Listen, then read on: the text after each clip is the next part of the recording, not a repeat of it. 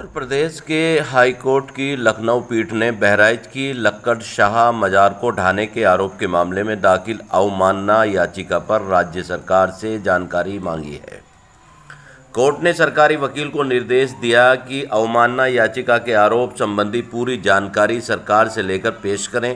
Court ने याचिका को 3 जुलाई को सूचीबद्ध करने का आदेश दिया है। मजार की दरगाह प्रबंधन समिति की अवमानना याचिका में राज्य सरकार द्वारा बीते 10 जून को मामले में कोर्ट को दिए आश्वासन के उल्लंघन का आरोप लगाया है। न्यायमूर्ति ब्रजराज सिंह की एकल पीठ ने यह आदेश दरगाह सैयद मोहम्मद हाशिम शाह लक्कड़ शाह मजार की प्रबंधन समिति द्वारा दाखिल अवमानना याचिका पर दिया है।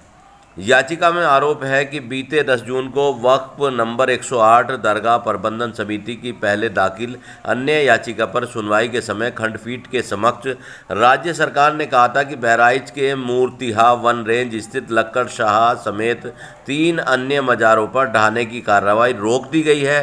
सरकार की ओर से कोर्ट को आश्वासन दिया गया था कि 4 हफ्तों तक ढहाने या उत्पीड़न की कार्रवाई नहीं की जाएगी। इसके बाद दाखिल इस अवमानना याचिका में आरोप लगाया कि राज्य सरकार के इस आश्वासन के 3 दिन बाद ही 13 जून को पुलिस ने मजार की देखरेख करने वाले समेत अन्य लोगों को वहां से हटा दिया और ढहाने की कार्रवाई जारी रही। आरोप है कि पूरा ढांचा ढा दिया और अब वहां सिर्फ कब्रें ही बची हैं। कहा है कि यह कार्रवाई पहले दिए गए आश्वासन समेत कोर्ट के वहां पर यथा स्थिति बहाल रखने के निर्देश का उल्लंघन है। उत्तर प्रदेश के बहराइच में लक्कड़ शाह मजार को ध्वस्त कर दिया गया है।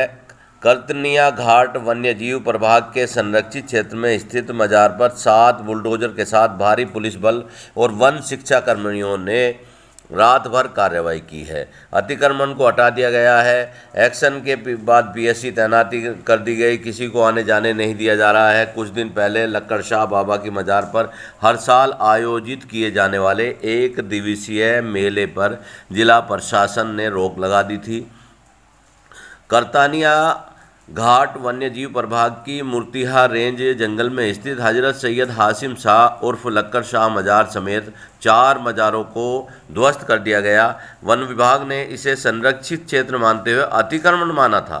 ध्वस्त किए गए मजारों में भंवर शाह, चमन शाह और सहन शाह की मजार शामिल है। डीएम मोनिका रानी और डीएफओ बी शिवशंकर ने यह जानकारी दी।